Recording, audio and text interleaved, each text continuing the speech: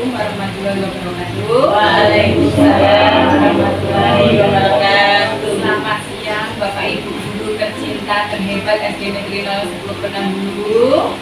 Selamat siang. Tercinta juga. Alhamdulillah hari ini segala puji bagi Allah yang sudah memberikan kita kesehatan sehingga kita bisa berkumpul di sini demi mengikuti diseminasi budaya positif. Kedua kalinya, sholawat beserta salam tak lupa kita kirimkan kepada junjungan alam yakni Nabi besar Muhammad Shallallahu Alaihi Wasallam dengan ucapan Allahumma sholli ala Sayyidina Muhammad wa ala ali Sayyidina Muhammad.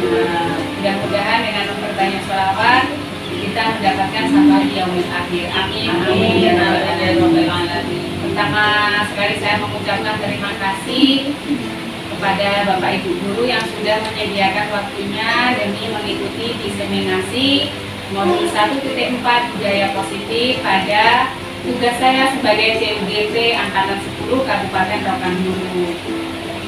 Di sini tujuan dari diseminasi adalah yang pertama, peserta merasakan perubahan paradigma tentang disiplin. Peserta di sini yang dianggap sebagai peserta adalah kita sebagai guru SD Negeri 010 Kepenuhan Hulu. Lalu yang kedua tujuannya adalah agar peserta memahami konsep-konsep disiplin positif. Dan yang ketiga, peserta mampu mengetahui contoh penerapan disiplin positif di sekolah. Nah, sebelum saya melanjutkan konsep-konsep dari disiplin positif, kira-kira apakah Bapak atau Ibu guru di sini setuju atau tidak? Setuju apa? Nah, di sini ada pertanyaan pemantik. Setuju atau tidak setuju jika hukuman dapat mendisiplinkan anak? Setuju atau tidak hukuman kita buat agar anak disiplin? Setuju. Setuju. Tetap. Yang kedua, pemberian hukuman dapat meningkatkan semangat belajar siswa. Setuju atau tidak?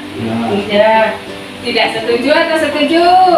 Ya, Mbak Eka, Bu Deni, tidak setuju. Lalu yang ketiga, memberikan hukuman disiplin negatif. Setuju atau tidak? Tidak. Setuju atau tidak? Ada yang tidak, ada yang setuju. Nah, sebelum ada disiplin positif, ada disiplin negatif. Nah, di sini kita lihat tujuan-tujuan daripada atau tahapan-tahapan penerapan budaya positif. Ini adalah budaya positif yang akan kita terapkan di sekolah kita ke depannya, Bapak Ibu. Tapi sebelum itu, sebelum budaya positif kita terapkan di sekolah kita, ada tahapannya, ya. Tapi sebelum kita melangkah ke tahapannya, di sini kita pahami dulu apa sih yang dimaksud dengan disiplin positif. Disiplin positif itu adalah cara penerapan disiplin yang mengajarkan anak untuk bertanggung jawab dan menumbuhkan kesadaran diri berdasarkan nilai-nilai kebajikan. Nilai-nilai kebajikan itu apa? Nilai-nilai kebajikan itu adalah nilai-nilai yang sesuai dengan profil pelajar Pancasila. Misalkan kejujuran, saling menyayangi, dan selain itu banyak sekali konsep yang menjelaskan seperti itu. Iya, saling menolong, saling menghargai. Lalu disiplin positif ini lebih berarah ke disiplin diri yang dapat mengontrol diri dalam melakukan semua tindakan. Setelah itu, disiplin positif juga dapat membuat murid memahami dan menyadari berdasarkan motivasi intern, bukan akibat paksaan, ujian, atau hukuman. Nah, di sini tadi bisa dilihat bahwa langkah-langkah atau tahapan untuk melakukan motivasi disiplin positif. Tadi kan Bapak Ibu saya tanya, setuju nggak kalau kita melakukan yang namanya hukuman di dalam kelas atau di luar kelas? Misal ada yang terlambat, kita hukum hormat bendera. Setuju atau tidak? Tidak setuju. Kalau kita tidak kasih hukuman, bagaimana caranya? Ada langkahnya, nanti restitusi. Namun tahap pertama untuk melakukan atau untuk melaksanakan budaya positif di sekolah kita, yang pertama itu tahapannya adalah melalui yang namanya ini tadi disiplin disiplin positif. Yang kedua, motivasi perilaku manusia. Motivasi perilaku manusia ini dilakukan atas 3 tahapan. Yang pertama, menghindari ketidaknyamanan atau hukuman. Yang kedua, mendapatkan imbalan dan penghargaan dari orang lain. Lalu yang ketiga, menjadi orang yang mereka inginkan dan menghargai diri sendiri dengan nilai-nilai yang mereka percayai. Nah, di sini ada yang kedua adalah tahapan 5 dasar kebutuhan manusia. Kebutuhan manusia ini harus terpenuhi agar tercapailah yang namanya budaya positif di sekolah kita tadi, minimal di kelas kita dulu. Yang pertama, kebutuhan bertahan hidup. Misal, Sukres datang ke sekolah terlambat. Setelah itu, belajar di kelas itu mengantuk, tidak belajar. Bisa jadi si Sukres ini kurang sarapan, malah kurang tidur nyenyak. Itu termasuk ke dalam kebutuhan bertahan hidup. Sukres ini kurang ya Bapak Ibu ya. Makanya disebut sebagai bertahan hidup, kebutuhan bertahan hidup ini tadi. Lalu yang kedua, kasih sayang dan rasa diterima. Jika ada murid kita, misalkan datang ke sekolah, bermalas-malasan, tidak berteman dengan temannya, berarti murid kita ini, dia merasa bahwa dia tidak disayangi dan tidak diterima sama teman-temannya. Lalu yang ketiga, penguasaan kebutuhan pengakuan atas kemampuan. Berarti penguasaan yang perlu dipercaya atau perlu diakui oleh teman-temannya. Yang ketiga, merasakan yang namanya kebebasan atau kebutuhan akan pilihan. Lalu yang terakhir, kesenangan atau kebutuhan untuk merasa senang. Nah, itu adalah tahap dari kebutuhan dasar manusia. Yang ketiga adalah posisi kontrol. Di mana posisi kontrol ini adalah wajib kita sebagai seorang guru. Kalau ada siswa yang tidak disiplin, kalau ada siswa yang terlambat ke sekolah, tidak melaksanakan tugas, kita harus melaksanakan 5 posisi kontrol ini, Bu Ratni. Yang pertama sebagai penghukum. Yang kedua, membuat merasa bersalah. Yang ketiga sebagai teman, yang keempat pemantau, yang kelima sebagai manajer. Kira-kira kita ini yang mana? Misal, nomor 1 sebagai penghukum. Ada misalkan Hosea datang terlambat, lalu Bu Deni langsung datang, Hosea, kenapa kamu datang terlambat? Kamu seharusnya tidak boleh terlambat, pulang. Itu sebagai penghukum. Lalu yang kedua, pembuat merasa bersalah. Misal, Hosea, kenapa kamu kok terlambat? Loh, kamu bukan murid SD 10 ya? Kamu tidak ingin lulus ya? Kamu tidak ingin naik kelas ya? Seperti itu, pembuat merasa bersalah. Yang ketiga, teman. Sebagai teman, misalkan ada siswa kita yang tidak disiplin, yang tidak menyelesaikan tugas, kita datang dengan tersenyum. Kamu nggak menyelesaikan tugas ya? Ayo ibu bantu ya, ayo di dalam kelas ibu bantu, seperti itu. Lalu yang keempat sebagai pemantau. Pemantau ini, guru hanya memantau dan melihat data-data murid. Oh, dia tadi mainan aja itu, nggak mengerjakan, misal seperti itu. Oh, dia nggak mau apa itu, kita cuma memantau saja tanpa memberikan arahan dan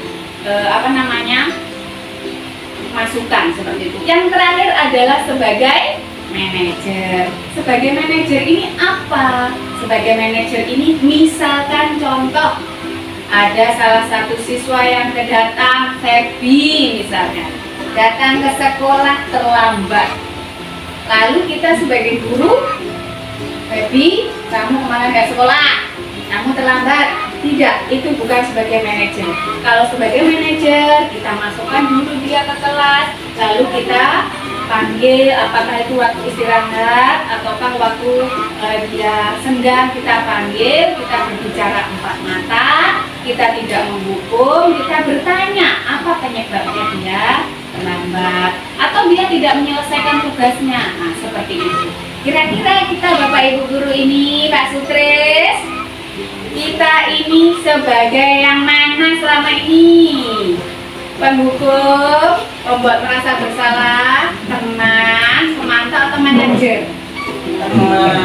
Teman. Oke, alhamdulillah. Apa ada sebagai penghukum?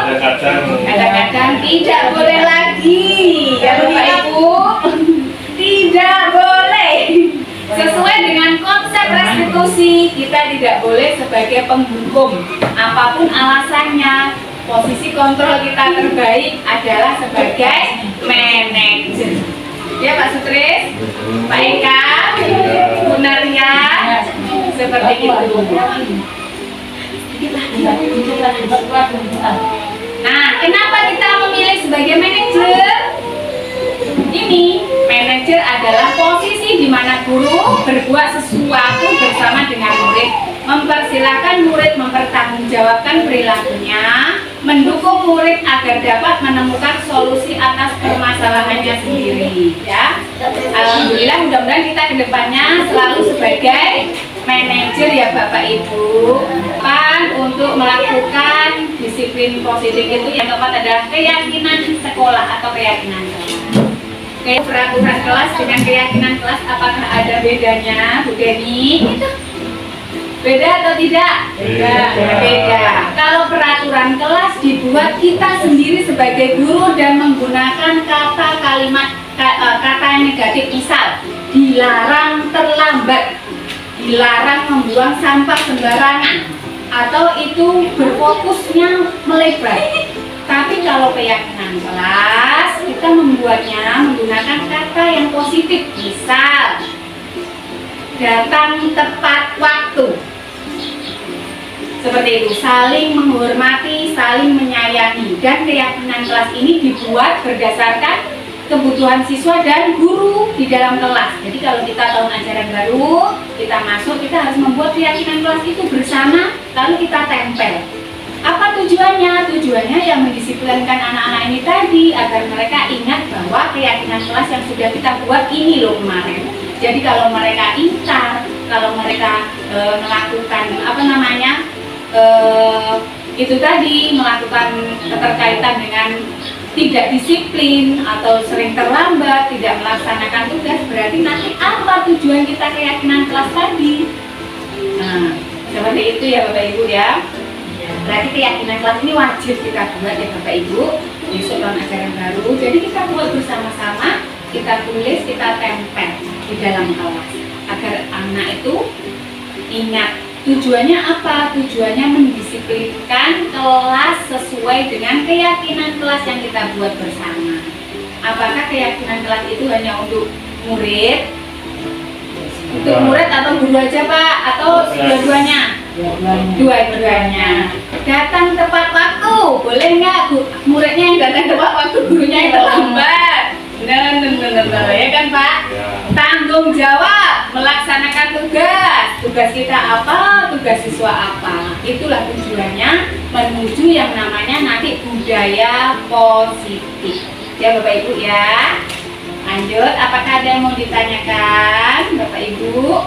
Nah, ini adalah yang kelima, segitiga restitusi. Segitiga restitusi ini bertujuan untuk seorang guru yang berperan sebagai manajer menggunakan segitiga restitusi dalam menyelesaikan permasalahan. Segitiga restitusi memiliki 3 tahapan, yaitu menstabilkan identitas. Misal, ini adalah kasus saya kemarin, Dava bertengkar dengan Bagas, berebut misal. Jadi saya memanggilnya, Dava, kenapa kamu bertengkar? Menstabilkan identitas. Apa alasannya bertengkar? Kamu punya alasan untuk bertengkar? Tidak apa-apa. Setiap orang pernah bertengkar. Setiap orang bisa membela dirinya sendiri. Itu menstabilkan identitas. Yang kedua, validasi tindakan yang salah. Setelah bertanya seperti itu, kita harus bertanya, menurut Dava, apakah tindakan Dava itu perlu dilakukan? Perlu atau tidak kira-kira ya? Tidak perlu dilakukan. Setelah itu kita bertanya, apa nanti kalau Dava melakukan hal demikian? Apa yang terjadi? Seperti itu. Apa yang akan berimbas ke kita? Seperti itu. Lalu yang terakhir adalah menanyakan keyakinan. Menanyakan namanya keyakinan ini adalah keyakinan kelas. Apa yang sudah kita buat? Misal Dava bertengkar. Keyakinan kelas yang kita buat adalah saling menghormati dan saling menyayangi. Kalau Dava bertengkar berarti Dava sudah melanggar keyakinan kelas kita tadi tentang saling menyayangi dan saling menghormati. Demikian Bapak Ibu tujuan dari adanya budaya positif di sekolah kita. Budaya positif di sekolah kita itu memang harus kita laksanakan. Kedepannya mudah-mudahan kita sama-sama setiap kelas ya Bapak Ibu ya. Kalau kita membuat budaya positif di kelas, insya Allah nanti berimbas juga di sekolah. Pertama di kelas kita masing-masing dulu. Setelah itu nanti berimbas di lingkungan sekolah kita. Yang namanya mendisiplinkan itu kan tidak mudah ya Bapak Ibu ya, butuh waktu yang lama. Paling berat itu merubah karakter. Salah satunya itu adalah budaya positif. Demikian kegiatan. Jika ada yang kurang berkenan, saya mohon maaf Bapak Ibu. Kita siap melakukan budaya positif di sekolah kita? Insya Allah. Tahun ajaran baru Bapak Ibu ya kita laksanakan karena ini sudah di akhir semester. Mudah-mudahan tujuan kita ini benar-benar kita laksanakan dengan penuh tanggung jawab dan semangat. Jadi di kelas kita dulu, kalau di kelas kita kelas 1 sampai kelas 6 kita laksanakan yang namanya budaya atau budaya positif. Nah, insya Allah nanti juga berlaku juga di lingkungan sekolah kita. Meskipun itu berat, tapi kita mulai dari yang sedikit dulu ya Bapak Ibu ya. Berarti terima kasih Bapak Ibu atas waktunya. Saya mohon maaf jika kurang berkenan dan mengambil waktu Bapak Ibu hari ini. Terima kasih. Saya akhiri karena tidak ada pertanyaan ya Bapak Ibu. Tidak ada pertanyaan ini ya. Terima kasih. Saya akhiri. Assalamualaikum warahmatullahi wabarakatuh. Waalaikumsalam warahmatullahi wabarakatuh.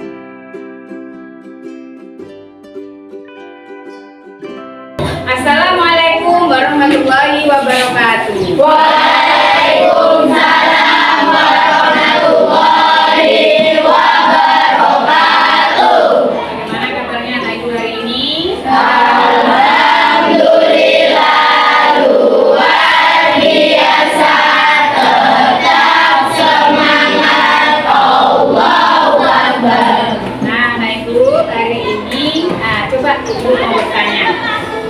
Tadi ada teman kita yang terlambat Safa dan juga ada teman kita yang bertengkar Dava Jurahman dengan Bagas. Nah, dari situ tentunya kita harus membuat ini yang namanya peraturan dan keyakinan kelas agar tidak ada apa di kelas kita?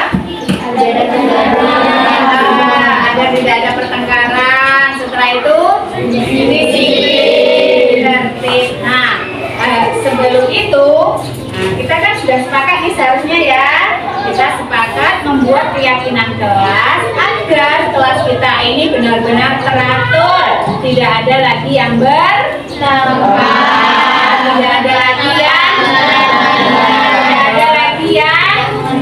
tidak mengerjakan tugas. Jadi semuanya datang tepat waktu, tidak terlambat. Itu tujuan kita membuat keyakinan kelas. Tujuannya untuk kita bersama, tugasnya, tanggung jawabnya untuk kita bersama, bukan kalian saja, bukan ibu saja. Jadi ibu dan kalian sama-sama melakukan atau melaksanakan keyakinan kelas yang akan kita buat. Nah, anak ibu tugasnya memberikan satu harapan atau satu ide menurut anak ibu kira-kira di dalam kelas ini keyakinan kelas apa ya yang harus kita terapkan ya kan, biar berjalan, biar kelas kita ini tertib, rukun. Nah, di sini ada tugas anak ibu menuliskan, lalu nanti ditempel ya di papan tulis. Silakan.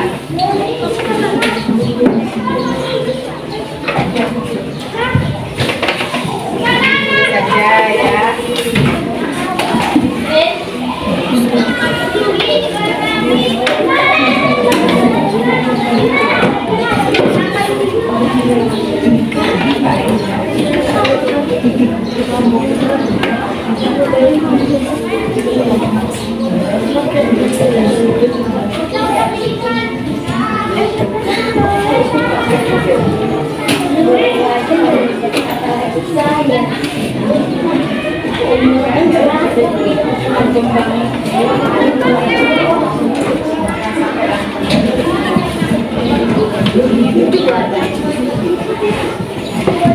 Ayo ditulis.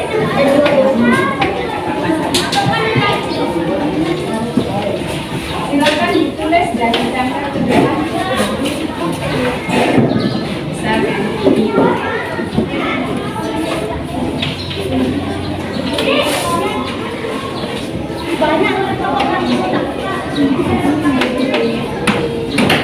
Ambil ini. Nama sini.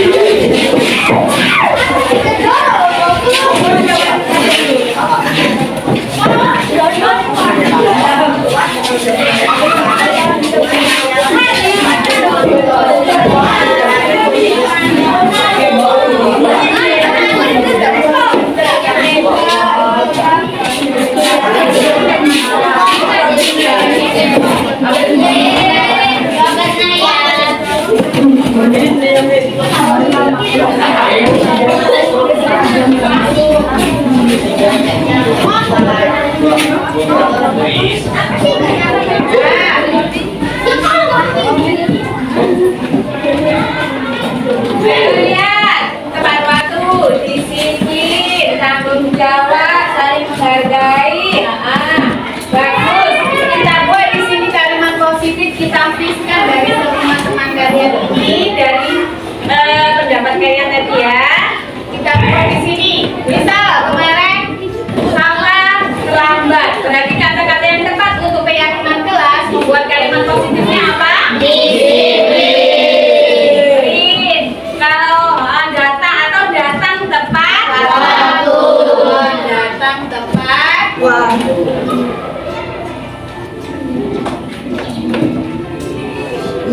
Kemarin kalau ada teman kita yang tidak mengerjakan tugas, berarti harus apa?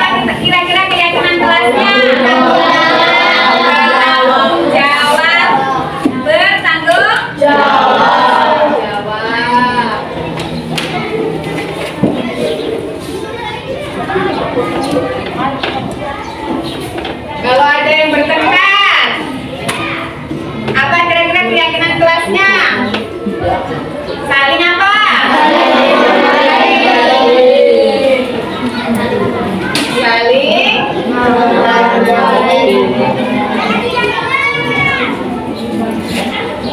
Dan menyayangi.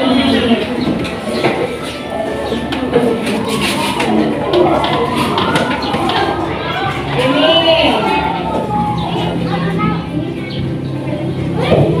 sopan santun. Ada di sini sopan santun.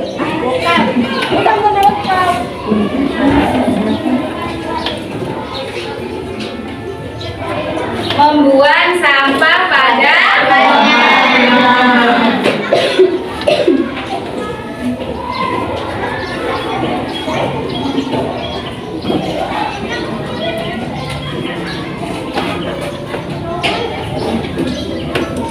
ya. Nah, Ibu, di sini ada 5 keyakinan kelas yang sudah kita buat. Jadi keyakinan kelas ini berlaku untuk siapa? Untuk